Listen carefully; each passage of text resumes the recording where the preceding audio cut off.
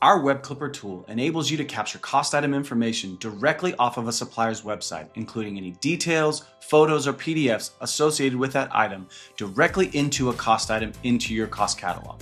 Now, before we show you how to use it, let's show you how to generate it so that you can utilize our Web Clipper tool. First, you're going to navigate into your cost catalog, and just to the right of the search field in your cost catalog, you'll see that Web Clipper button. We'll click it. And before we show you how to generate it, it's going to be important for you to make sure that you can see your bookmark bar visible in your browser.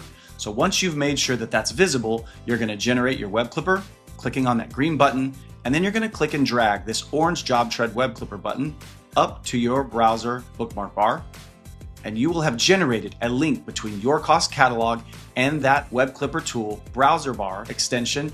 And then when you go to a supplier's website, you'll be able to utilize that Web Clipper. So we're going to go over to build.com and we're going to capture some cost item information about this specific toilet.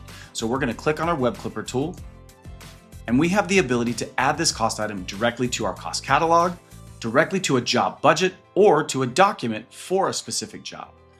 Now, how we capture this information is we come over here to the right of each one of these fields, and the Web Clipper tool has a magic wand tool function. So we're going to click on that magic wand tool.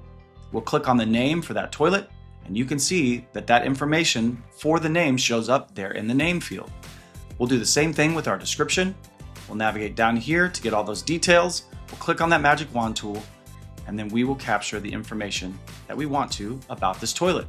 And you can consolidate whatever information that you don't want here in that description as well, depending on what your needs are for that cost item. Now, this is where the Web Clipper really shines. We want to make sure that we click on the pictures so that we're not looking at thumbnails, but the full-size images for each one of these pictures.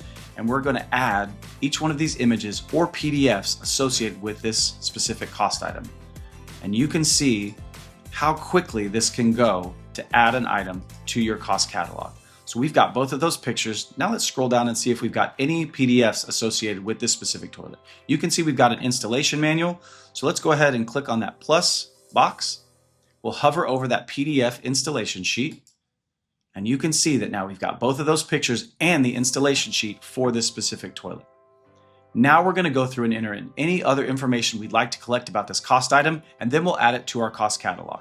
So we want to make sure that it's categorized. So we'll say plumbing for our cost code. All right. How are we going to measure this specific cost item? We're going to measure this toilet in each for units. And then for cost, we want to travel up here.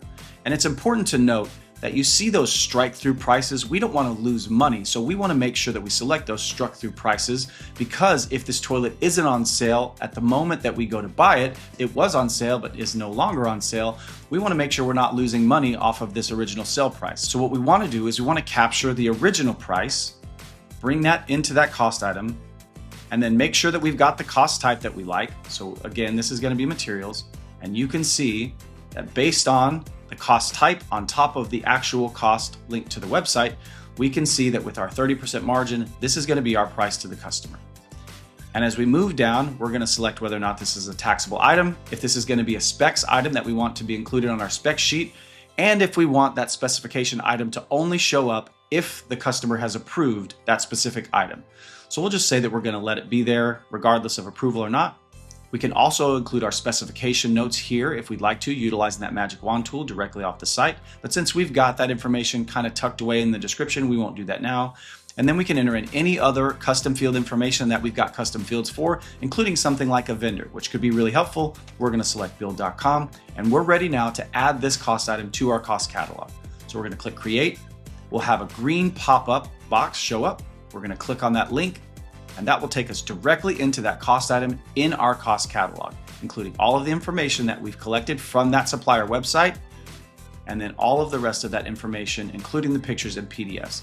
It is important to note that the Web Clipper won't work with every supplier's website, though we are working to try and find workarounds for most of our major suppliers. And if you have any other questions about adding cost items to your cost catalog using the Web Clipper tool, reach out to your customer success manager, or you can reach out to us for support at JobTread.com.